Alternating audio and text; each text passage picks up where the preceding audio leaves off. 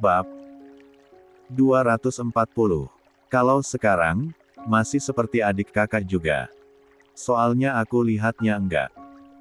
Kayak orang asing baru ketemu aja, kaku, balas Raya berusaha untuk tetap tenang. Tak mengikuti hawa panas di hatinya yang mulai meletup-letup. Tak lupa ia sunggingkan seulas senyum manis di akhir kalimatnya. 97. Nisa yang semula tersenyum merekah dan nampak berbangga diri dengan masa lalunya bersama Raihan, langsung berubah masam mendengar penuturan Raya. Tentu saja karena ucapan Raya itu benar adanya. Kini, Raihan seolah menghindar dari dirinya dan seperti memberi jarak. Tak ada lagi kedekatan dan kehangatan seperti dulu saat mereka sama-sama jauh dari kata balik. Itu karena kami baru ketemu lagi. Wajar kalau butuh adaptasi lagi. Nanti lama-kelamaan juga dekat seperti dulu lagi, balas Nisa menghibur dirinya sendiri. Semoga, ya. Raya menoleh masih dengan senyuman manisnya. Setelahnya ia buru-buru melangkah lalu menyeru nama Raihan. Kak, panggilnya. Raihan yang sedang melakukan peregangan otot setelah selesai jogging pun menoleh. Menatap Raya lalu tersenyum ramah. Minum. Lanjut Raya seraya mengangkat botol yang ada di tangannya. Raihan kembali tersenyum lantas melangkah cepat menghampiri Raya. Terima kasih banyak. Kebetulan saya sangat haus, ujar Raihan sambil mengambil botol air dari tangan Raya. Lelaki yang bajunya begitu basah oleh keringat itu berjongkok, lalu meneguk air dalam botol dengan bersemangat. Hingga isi di dalamnya langsung berkurang banyak. Alhamdulillah, desisnya sambil kembali berdiri. Sekali lagi makasih ya, lanjut Raihan. Sama-sama, Kak. Itu juga, disuruh Umi, balas Raya sambil tersenyum. Sama saja, meski Umi yang suruh juga kan Mbak Ria yang bawanya, timpal Raihan. Sementara beberapa langkah di belakang Raya, Nisa menyaksikan kebersamaan Raya dan Raihan dengan hati menggerutu. Hatinya panas bukan main. Seperti terbakar sinar matahari di tengah hari bolong. Hei, Nis, sapa Raihan. Ngapain di situ? Enggak. Tadinya mau berjemur tapi ternyata mataharinya belum muncul. Kepagian kayaknya, jawab Nisa. Kayak bayi aja berjemur, lirih Raya begitu pelan. Tadi Bang Riki sempat mampir dulu sebentar. Katanya mau jemput Pak Faruk untuk ke pengadilan agama. Dia titip maaf karena hari ini gak bisa ngantar, beber Raihan pada Nisa. Kenapa Bang Riki repot-repot minta maaf sih, bukan kewajibannya kali. Lagi-lagi Raya berujar lirih. Terus hari ini rencananya mau kemana? Raihan kembali bertanya pada Nisa. Kemana ya? Pengennya sih lihat tempat kuliah Raihan. Siapa tahu tahun depan bisa kuliah di sana juga. Boleh ikut gak? Balas Nisa awalnya nampak sungkan. Meski akhirnya mulai lantang.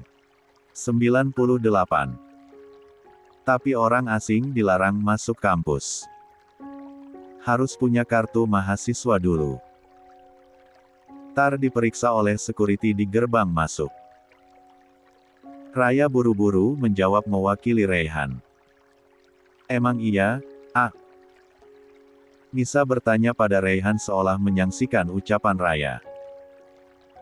Raihan melirik Raya sebentar sebelum menanggapi Nisa. Iya, akunya. Padahal sebelum menjadi bagian dari kampus tempatnya mengeyam pendidikan sekarang, Raihan pernah beberapa kali hilir mudik di kampus tersebut hanya untuk mengantar jemput Raya. Hanya saja, jika dirinya mengizinkan Nisa ikut, Raihan sedikit keberatan. Tentu karena hal itu akan mengganggu jam pelajarannya yang pastinya harus kembali mengantarkan Nisa pulang. Tak mungkin pula membiarkan Nisa menunggui dirinya sampai sore. Terpaksa Raihan pun mengamini kebohongan Raya sambil mengucap istighfar dalam hati. Oh, ya, sudah. Nisa di rumah saja. Nemenin Umi. Sekalian minta diajarin banyak hal. Nisa juga kangen banget sama Umi soalnya, balas Nisa dengan raut kekecewaan yang terlukis di wajahnya. Oh, iya, Raihan pulang jam berapa? Lanjut Nisa. Sepertinya sore. Soalnya ada kegiatan ikatan remaja masjid kampus dulu. Perekrutan anggota baru dan pengenalan para pengurus lama, jawab Raihan. Mbak Raya jadi gabung. Raihan berganti menatap Raya. Gimana ya? Lihat nanti deh. Lihat jadwalnya dulu. Kalau kesorean kayaknya gak memungkinkan.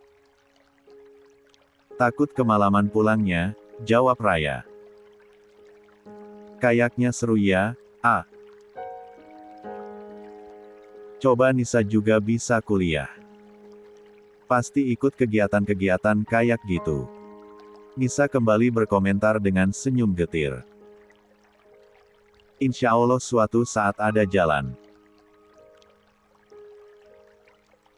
Saya aja lulus SMA 6 tahun yang lalu baru bisa kuliah sekarang. Gak apa-apa ketuaan, yang namanya menuntut ilmu kan gak memandang usia, timpal Raihan bijak. Amin. Doain ya, pinta Nisa. Raihan mengangguk sambil tersenyum. Rai, Nis, ke dalam dulu, ya. Mau siap-siap, katanya. Aku juga mau mandi. Biar bisa mainin via dulu sebelum berangkat kuliah. Tadi masih tidur soalnya. Raya ikut melangkah. Menyusul langkah kaki Raihan untuk memasuki rumah. Melewati Nisa yang masih berdiri di tempatnya. Nisa mendengus kasar. Hatinya kesal bukan main saat menyadari jika kebersamaan Raihan dan Raya lebih intens dibandingkan dengan dirinya. Tentu karena mereka satu kampus dan kemungkinan untuk sering-sering bertemu lebih terbuka lebar. Nisa berbalik. Berjalan sambil menarik napasnya dalam-dalam menuju rumah.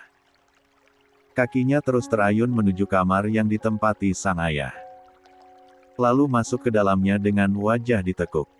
Kamu teh kenapa, Nis? Pagi-pagi gini sudah manyun, protes Mang Yusuf pada sang putri. Gak apa-apa, Pak. Cuma kesal aja. Hari ini teh Raihan kuliah sampai sore. Nisa di rumah juga mau ngapain gak ada kegiatan, jawab Nisa apa adanya. Iya atuh kan Raihan teh anak kuliahan. Masa ia harus di rumah terus?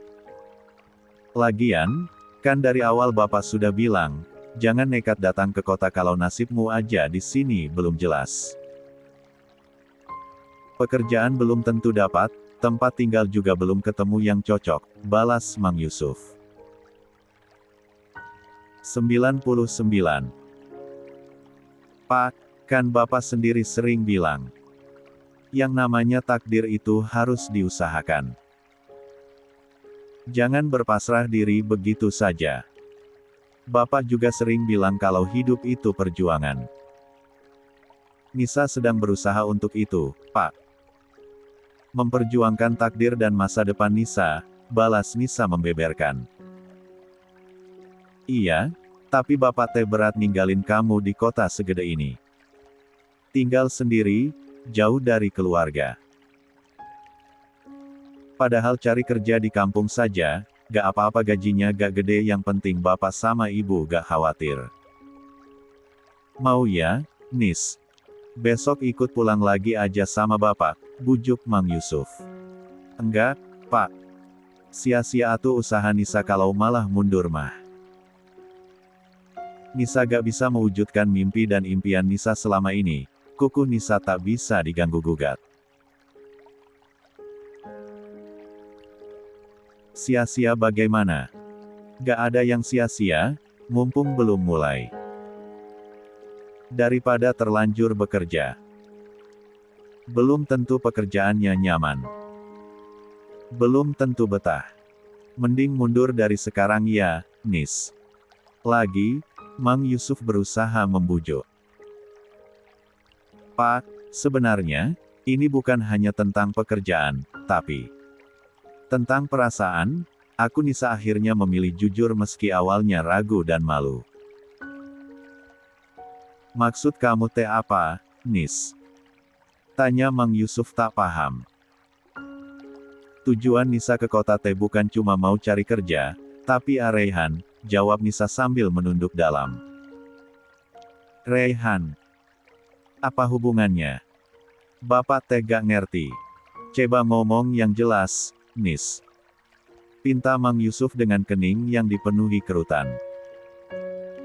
Bapak tahu sendiri kan, sejak kecil Nisa sudah dekat dengan Raihan. Mungkin terdengar lucu tapi kenyataannya, dari dulu Nisa sudah sangat nyaman dengan Raihan. Nisa menyukai semua tentang dia. Entah sejak kapan, karena Nisa sendiri pun tak ingat. Yang Nisa tahu, meskipun Raihan sudah pindah, Nisa masih selalu mengingatnya dan merindukannya. Selama Raihan pindah, Nisa sudah berusaha cari info tentang dia, dengan mencari-cari akun media sosialnya. Nyatanya nihil karena Raihan memang tidak begitu aktif di medsos. Bahkan Nisa pun seringkali bertanya langsung pada bapak di mana keberadaan Raihan. Dan saat Raihan kembali muncul di hidup Nisa, Nisa tidak ingin menyia-nyiakan kesempatan itu, Pak. Mungkin saja ini cara Allah dengan memberi jalan dengan kedatangan Raihan kembali ke kampung kita dan memberikan alamatnya. Nisa yakin tidak ada yang kebetulan di dunia ini. Semua kejadian pasti memiliki maksud dan tujuan, beber Nisa panjang lebar. Maksudnya, kamu mencintai Raihan, Nis. Mang Yusuf menarik kesimpulan dari penuturan panjang sang putri. Nisa mengangguk malu-malu. Sekarang, Nisa teh bukan anak kecil lagi. Nisa sudah tahu apa itu cinta. Mang Yusuf menarik napas panjang. Ia berpikir, pantas saja setelah kedatangan Raihan ke kampungnya, Nisa selalu memburu-buru ingin pergi ke kota. Setiap hari putrinya itu menagih kapan bisa segera pergi ke kota. Hanya saja, keadaan Mang Yusuf yang hanya orang biasa, tak bisa langsung mengiyakan keinginan sang putri. Dia harus mengumpulkan dana dulu untuk ongkos dan biaya lain-lain seperti sewa kos-kosan dan biaya hidup Nisa selama belum bekerja. Hingga setelah menjual beberapa pohon dan hasil olahan kebunnya, akhirnya Mang Yusuf bisa mewujudkan keinginan Nisa untuk pergi ke kota. Bapak tega tahu harus bilang apa, Nis. Bapak tahu, Raihan itu orang yang sangat baik. Bapak juga sangat setuju andai Raihan jadi pasanganmu. Tapi masalahnya, apa Raihan juga memiliki perasaan yang sama padamu? 100.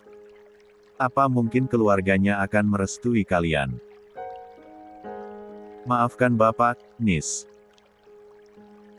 Bapak teh hanya tidak mau melihat kamu kecewa dan terluka, timpal Mang Yusuf panjang lebar. Dicoba juga belum, Pak. Makanya Nisa datang ke sini. Selain untuk memperjuangkan pekerjaan, juga untuk memperjuangkan takdir dan masa depan Nisa. Memperjuangkan cinta Nisa sejak kecil dulu, timpal Nisa tanpa ingin patah semangat. Kalau jodoh mah gak akan kemana, Nis. Meski kamu berada di kampung, kalau Raihan memiliki perasaan yang sama, dia pasti akan perjuangkan kok. Dia akan datang dan memintamu baik-baik pada bapak dan ibu, balas Mang Yusuf. Kalau Nisa tetap di kampung mah, gimana Raihan bisa memiliki perasaan yang sama pada Nisa atuh? Pak, ketemu aja gak mungkin. Apa-apa juga harus ikhtiar dengan maksimal. Kan itu yang selama ini diajarkan bapak sama Nisa. Nisa tak kehilangan jawaban. Sementara Mang Yusuf hanya geleng-geleng kepala sambil memijit pelipisnya yang mulai berdenyut. Semakin berat saja ia meninggalkan sang putri yang hatinya sedang dipenuhi cinta buta. Kalau besok bapak mau pulang mah pulang saja. Bapak gak perlu khawatirkan Nisa. Insya Allah Nisa bisa jaga diri. Nisa juga akan sering-sering kasih kabar. Terus itu, jangan lupa, titipkan Nisa pada Raihan. Kalau bapak yang bilang, Raihan pasti sungkan. Kalaupun nanti Nisa sudah pindah ke kosan, dia pasti sering-sering jenguk, timpal Nisa sambil senyum-senyum. Lihat besok saja. Bapak teh masih bingung. Mang Yusuf menghela napas panjang di akhir kalimatnya. Ia tak menyangka kalau tujuan sang putri ke kota selain karena pekerjaan juga karena cinta. Hal yang tak pernah terpikirkan sebelumnya oleh dirinya. Sementara Nisa tersenyum semakin merekah. Lah merasa hatinya jauh lebih lega karena telah mengatakan yang sejujurnya pada sang ayah. Tak ada lagi beban yang disembunyikannya sendirian. Pun ia juga berharap, ayahnya itu akan mendukung dirinya untuk mendapatkan cintanya. Sementara di kamar lain, Raya baru saja selesai berdandan. Namun masih ada waktu 1 jam lagi untuk berangkat kuliah. Ia pun memilih untuk bermain dulu dengan Via. Sang keponakan yang belum lama bangun dan akan diajak berjemur oleh Ayu. Biar aku yang gendong ke depan, Mbak, pinta Raya. Kamu sudah rapi loh, Rai. Tar kusut lagi, balas Ayu. Gak apa-apa. Kusut dikit gak ngaruh. Tapi kesempatan gendong keponakan, cuma bisa sekarang. Soalnya entah kapan kesini lagi, timpal Raya antusias. Ia langsung mengambil alih Syafia dari pangkuan Ayu lalu mengajak keponakannya itu berceloteh. Bangun bobo aja cantik dan wangi ya. Apalagi nanti kalau sudah mandi. Pasti makin cantik aja ngalahin mama sama Ate, tutur Raya begitu gemas. Iya dong anak siapa dulu, balas Ayu sambil tersenyum lebar. Iya, Rai, ibu sama bapak ikut ke persidangan Riri gak ya? Kalau gak ikut, kasihan Riri sendirian. Mana nanti dia pasti ketemu mantan suami dan mertuanya. Ayu tiba-tiba teringat pada saudara tirinya itu. Sepertinya ikut, Mbak. Kan sekalian dijemput Om Riki juga, jawab Raya. 101. Syukurlah kalau gitu. Kasihan Riri. Meski dia sudah sangat siap dengan status barunya, tapi tetap saja harus ada yang menguatkan di saat-saat seperti, timpal Ayu ikut merasa pilu. Jangan khawatir, Mbak. Mbak Riri sudah semakin kuat sekarang. Kerasnya kehidupan sudah membuatnya berubah menjadi lebih tangguh, balas Raya yang lebih mengetahui bagaimana Riri kini karena tinggal dalam satu atap. Aku percaya itu. Ayu menyahut singkat. Sepasang adik kakak itu duduk bersisian di kursi taman sambil menemani Via yang sedang berjemur. Apalagi matahari pagi ini bersinar begitu cerah. Nginap lagi gak? Ayu kembali bertanya setelah keduanya sempat saling diam sesaat. Enggak. Gak enak sering-sering nginap di sini, jawab Raya. Gak enak kenapa? Kan di sini jelas ada Mbak, ada Via, timpal Ayu. Gak enak aja, sungkan. Lagi pula gak bawa baju ganti lagi. Raya kembali memberi alasan. Baju kan banyak punya Mbak, timpal Ayu. Iya sih. Tapi Raya pengen pulang aja, kangen rumah. Raya garuk-garuk kepala sambil tersenyum kaku. Sejujurnya, keberadaan Nisa di rumah itu membuatnya sangat tidak nyaman. Lah merasa teman masa kecil Raihan itu sedang mengajaknya berkompetisi diam-diam. Kompetisi untuk mendapatkan hati Raihan tentunya. Ya sudah. Kapan-kapan tinggal ke sini lagi. Gak perlu sungkan segala, balas Ayu akhirnya. Itu mah pasti. Kan aku pasti kangen bayi cantik ini. Video call doang gak seru, gak bisa uyel-uyel sama cifom-cifom. Raya kembali mencifmi perut sang keponakan begitu gemas. Mengisi waktu yang tinggal sebentar lagi untuk segera berangkat. Tepat di jam 8, Raya pamit pada penghuni rumah. Ayu, Umi Aminah, juga Pak Damar. Selain mereka, Nisa ada di sana. Senang bisa ketemu Mbak Raya. Sayangnya gak bisa berkenalan lebih lama lagi ya. Mbak Rayanya harus pulang, tutur Nisa basa-basi. Aku juga senang ketemu kamu, Nis. Aku doakan semoga segera ketemu kosan dan pekerjaan yang cocok ya, timpal Raya sambil tersenyum ramah. Amin. Nisa menyahut pendek. Semoga suatu saat kita dipertemukan lagi ya, Mbak, lanjut Nisa. Kini giliran Raya yang mengaminkan. Insya Allah kalian akan sering-sering ketemu. Apalagi Raya juga sering main dan nginap di sini. Secara di sini ada orang yang sangat dicintai dan akan selalu dirindukannya. Iya kan, Rai? Timpal Pak Damar sambil tersenyum lebar. 102. Entah kenapa Raya merasa lelaki sepuh itu senang sekali mengnoldannya. Meski sejujurnya dia sama sekali tak terganggu, hanya saja merasa malu apalagi saat Raihan yang sudah siap dengan tas punggungnya ikut bergabung ke sana. Dicintai dan dirindukan. Kalau boleh tahu, siapa ya? Tanya Nisa begitu penasaran. Vialah, siapa lagi? Dia kan keponakannya. Sudah lengket juga dengan Raya. Benar gak, Rai? Timpal Pak Damar. Raya menghela napas lega diam-diam. Iya, Kek, jawabnya sambil tersenyum. Nisa sama leganya dengan Raya. Soalnya dia sempat mengira jika yang dimaksud Pak Damar adalah Raihan. Kek, Ray juga berangkat.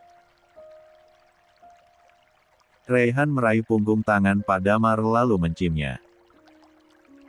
Kemudian beralih pada Umi Aminah. Berangkat ya, Nis, katanya sambil menatap Nisa. Oh, iya. Jagain Mang Yusuf, Nis.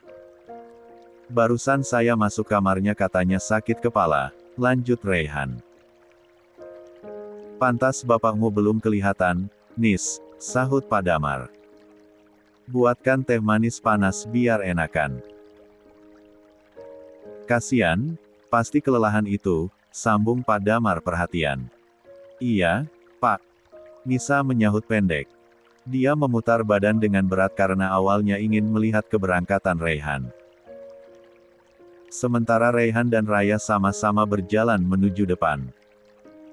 Menghampiri motor masing-masing yang sudah disiapkan sebelumnya. Gak bareng aja. Tawar Raihan. Enggak, Kak. Terus nanti aku pulangnya gimana? Kan langsung ke rumah, jawab Raya sambil meraih helm lalu mengenakannya. Iya. Raihan tersenyum kecil. Ia juga melakukan hal yang sama. Memakai helm lalu menaiki motor jangkungnya. Hanya saja, ia belum melajukan motornya itu karena menunggu Raya berangkat lebih dulu.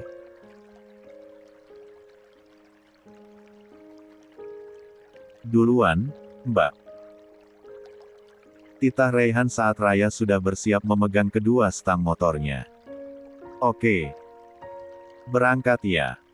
Balas Raya. Ia menarik gas pelan-pelan menuju gerbang rumah yang masih ditutup rapat.